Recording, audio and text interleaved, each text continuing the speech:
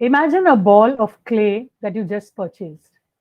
It's perfectly shaped and untouched, and it is just the way it is.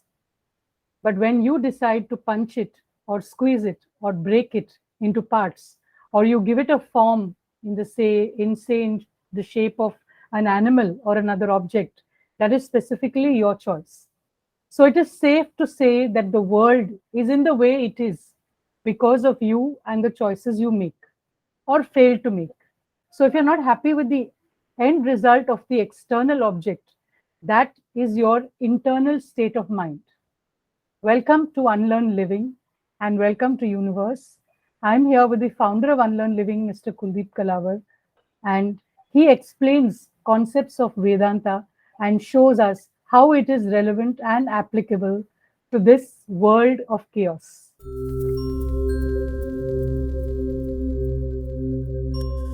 So, why is everything inside and outside in such a chaotic state? And how can we set it right?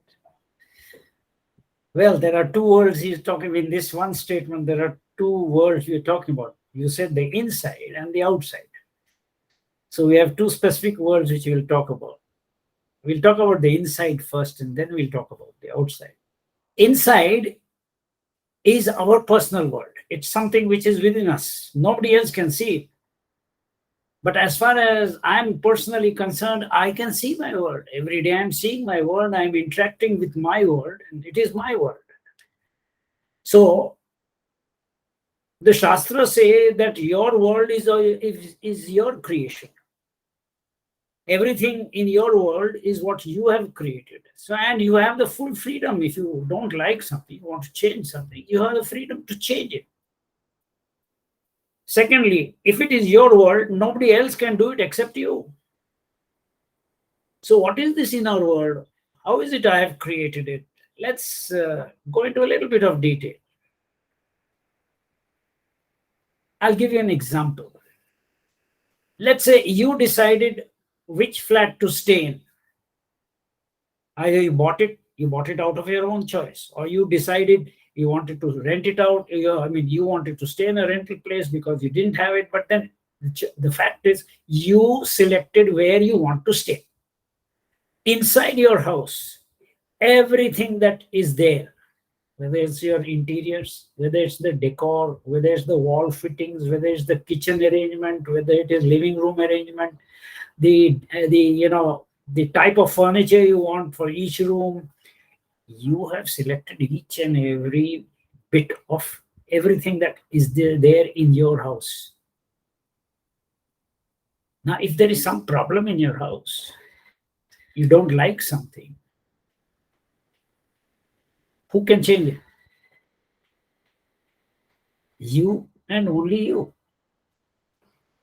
If you find the atmosphere in our house is not good enough, or you don't like it, who can change it? You and you alone. So it's the same way in your outside world. In the outside world, we have four worlds actually, which is again our own creation. You'll be surprised about that because everybody thinks there is only one world outside. Yes, there is one world, but that becomes a subject of a later debate or a later talk. But at this moment of time, my world outside also is my world. For example, now you have decided you have four worlds. So you have, first of all, your personal world, which is inside you, in your mind. You have your doubts, your fears, your anxieties, your tensions, your problems, your guilts, your sins, everything. That's your deeply personal world. And most of the time, you even don't share it even with your loved ones. Or maybe with your spouse, you share some part of it and not the whole thing because it's very deeply personal. So that is your personal world. The second world is the world of your home, inside the door of your house. Once you come inside, that is a world by itself. Your family and yourself is the world of your domestic family. That is the two worlds. Those two worlds are inside the door of your house. One is your family world, which is inside your house, where you're totally free and natural.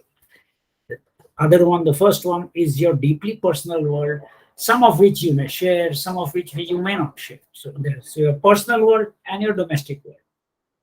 The moment you step out of the door of your house, now you have to put on the proper dress for each occasion. So when you go to a party, it's so social, society. Even in society, there are certain norms which are required. Because if you go for a birthday party, you would wear a different type of a dress. You're going for a wedding, you would wear a different type of a dress. You're going for an office event, party or something like that. Again, there is certain protocol. So society is another world altogether. And in the office, it's a different world altogether. So there are 4 different worlds with 4 different laws and regulations. And many of them have an unwritten code of conduct and they have a written code of conduct. So these are the 4 worlds. In each of these worlds, you have selected the people who would be with you. In the family, you have selected your spouse. You cannot complain. It's your spouse. Point number 1. Your children are from you only. They are part of you. So you cannot say that I have not created them.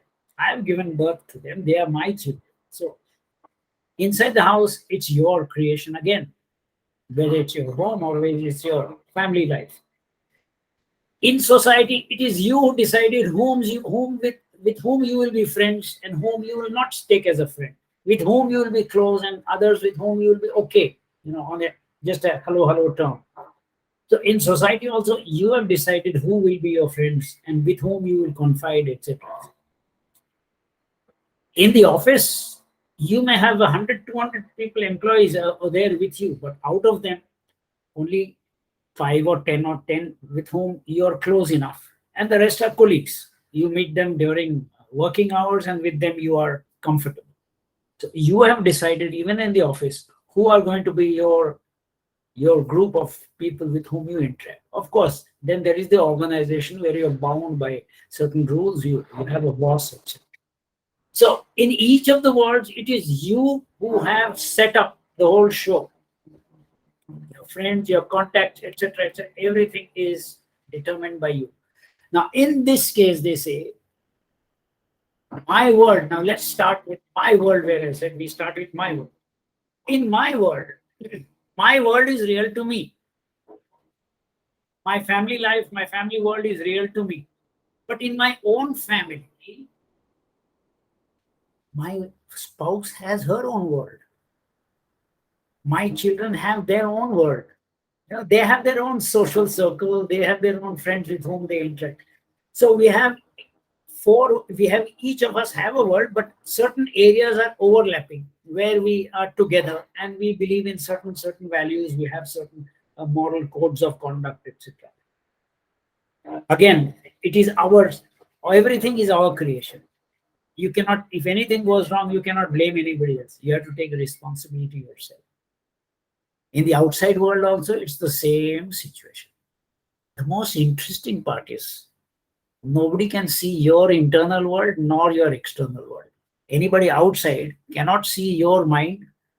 They cannot see anybody else's mind. But for them, their world is real. So now you have a situation where my world is real to me, but nobody else can see it. Even my spouse cannot see my world. I cannot see her world. Our children, wherever we overlap, they understand what is happening and they know what we are doing, etc. But except that commonality, they are not able to see my world. Even my children cannot see, and I cannot see their world. Where are these worlds located? They are located in our mind. And nobody can peep into our mind except us. So, if our world also, our mental world is our own creation and it's in a mess, who can set it right? Me and me and me alone. If in my family life I have a lot of problems, who can set it right? Me and myself alone. In my social life, if I have problems, who can set it right? In my professional life, if I have issues, if I'm not happy with who can set it right? Who can make it happy? Me and me alone. So Everything boils down to me and me and me alone. Full stop. Question is, how did I make the mess? I don't know. What to do to set it right? Well, I would like to know how to set it right, but provided, of course. So question is, since this is just a talk for a couple of minutes, just give you some pointers. So, because the basic thread of how to do, what to do, etc., is in the courses, the level 1, level 2, etc. I'll just give you a hint. The biggest challenge for anybody, which I find in life, is the biggest challenge for anybody is to say sorry to anybody for anything. Saying sorry is the toughest task of any individual. So whether a child has to say sorry to the mother cannot force the child, say sorry, say sorry, say sorry. The child will refuse to say sorry. If you're asked to say sorry to somebody else, you will, unless until you're convinced, you will refuse to say sorry. So when you have problems in any area, first to accept responsibility that I am responsible for this problem, not to pass the buck and blame somebody else. Because of you, I had this problem. Because this happened, I got the problem. Nobody else is responsible except me and myself alone. Once you accept responsibility, then you also have the responsibility to set it right, if you're interested in setting it right. And the first aspect, I can just give a tip. The moment you recognize it, that I have made a misstep, I have made an error, to immediately stop and apologize. If you feel that I have said something wrong, to apologize immediately and make sure that you get back to even keel. That is the first step. Of course, how to set a long-term problem right requires a lot of thinking and strategy, etc.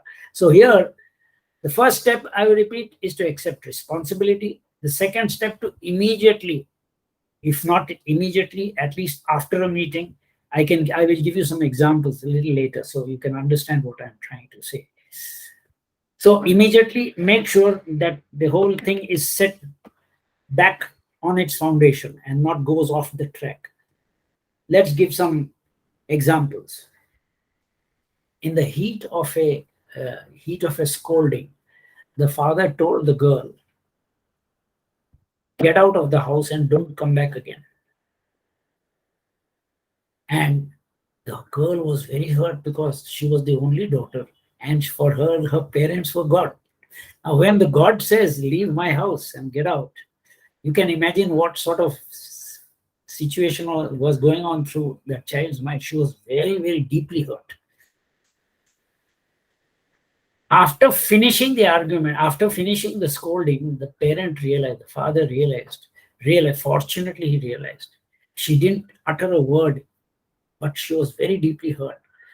After the scolding, the father realized, what have I said? What have I done? He immediately, the girl withdrew into her room, because she had her own room. She just withdrew into her and locked her door, and she refused to come out. For the next half an hour, she was refusing to come out. During that half an hour, after 10-15 minutes of that argument, or whatever it is, the father realized, I made a mistake, and he realized, I need to apologize immediately. I don't want this situation to continue. He knocked on the door for 10-15 minutes. The girl did not open the door. She was so furious with what had happened. After 10-15 minutes, she opened it with a very, crying face. She was crying all through. And the father went and hugged her and immediately apologized. "I'm very, very sorry for whatever I said. I said it in my anger, and I will make sure it doesn't happen again. I apologize for whatever I said. Please forgive me, and I will make sure that it will never happen again." Well, just to cut a long story short, this little girl, after 20 years, when she grew up, a certain incident happened where she came back late and she had not phoned. And they were very worried about what had happened because she didn't phone up, etc. When she came back literally, and apologized. First thing she did was, I apologize. I know you have been waiting for me. I have been also terribly upset because I kept you waiting and I could not phone you up for whatever be the reason. She gave a reason, and I apologize for it, and I will make sure it will never happen again. The same word which the father said 20 years ago, this child repeated after 20 years. The same thing which he uttered, and I'll make sure it doesn't happen again. Now, that is the way when you make sure that a thing is set right. So, for example, husband and wife, they have an argument in the morning, and then he goes to office, she goes to work. Now, everything is forgotten. In the evening, they come back and they behave normally. They don't realize that stain is there in the other person's mind. That because when you say something negative, it sticks. So, in the evening before going to bed, if you have this habit of just reviewing what you had said during the day and understood, this is where I probably need to apologize. And especially to your loved ones, your spouse, your kids. They may be kids, but don't underestimate them. They may be small kids, but they understand everything. They are very, I would say, sensitive. So whether it's your child or whether it's your spouse, the first thing, especially if you want to maintain good relationships in the family, is to apologize, accept responsibility, and apologize. And it's the same story, whether it's in society, whether it is in your office. Immediately make sure you make amends. And then, of course, how if it is a long-term problem, it requires for a different strategy, which we discuss in the weekly classes which we have, and also in the level 1, level 2, etc., which we explain how to go about resolving such issues. So this is what I wanted to talk to you about. Coming next to the other part of it, the outer world. Because here, why is everything in the world in such a chaotic state? So this is the internal world we talk about, our personal world, 4 worlds which we are in. What is the reason why our environment is in this situation? We are in a mess. We are absolutely in a crisis. So he says we are responsible for it. How can I say I am responsible? Each one of us have contributed. In physics, there is something called the law of multiple forces. When there are many forces which are acting together on a particular object, the resultant force is what pushes that object in a particular direction. Now, in our case, each and every decision which we have taken as far as the environment is concerned has impacted the final result. I'll give you a small example, and I notice it every day. I try my best to make sure that when I leave the house to buy something, I carry a cloth bag with me. A person may think, oh, it's just one bag. I mean, it's just one half a kilo of apples or something like that. He bought some vegetables. It's just one bag I bought. And then he may be conscious, but he may think, okay, next time I'll make sure I carry a cloth bag. But the next time also the same thing happens. The next time also the same. Now assume each person forgets once. Can you consider the number of people we have on the planet? If one person does it once, can you imagine what would be the impact on and this has been going on for years, whether it is cutting trees, whether it is, plastic bags, whether it is, polluting the water or polluting the skies. We have actually not bothered much about it. What we are seeing today is a crisis situation where if we don't tighten up, we could be in a very serious situation very soon. So the world which we are seeing is also a consequence of our own actions. We have all contributed. The net result is what we are seeing today. If we can tighten up ourselves in terms of whatever we do, what we think, what we say, because remember, energy, we are also talking. When we talk, there are positive things we talk and negative things we talk. When we do, there are positive things we do and negative things we do. If we can make sure at every level, whether it is thinking, whether it is talking, whether it is doing, if we can make sure we are always positive. So if we can make sure that you'll find within a couple of years, in fact, if we can get together as humanity and make sure we tackle all these issues right from the personal level, we will have definitely a changed environment very soon. So this is what is the meaning of that statement which he talked about. Yeah, so basically the sum effect of our decisions we have taken in our individual worlds is the result of, the witness of a planet struggling for survival. The cumulative effect of our Yeah. individual decisions has an impact on the planet. Yeah. Okay, great. So if you like what you're listening to in this series, please hit that subscribe button and the bell icon right away. If you're curious about this subject and want to know more, please visit our website, www.unlearnliving.in. And I would strongly recommend that you join the level 1 course and, take your journey further and get a gist of all these very simple concepts of Vedanta, which are explained very well by Sir. And so you register for the level 1 course. And if you have any questions for us, please feel free to email unlearnliving@gmail.com and we will respond to them. Thank you so much. Thank you very much. Thank you very much. Bye bye.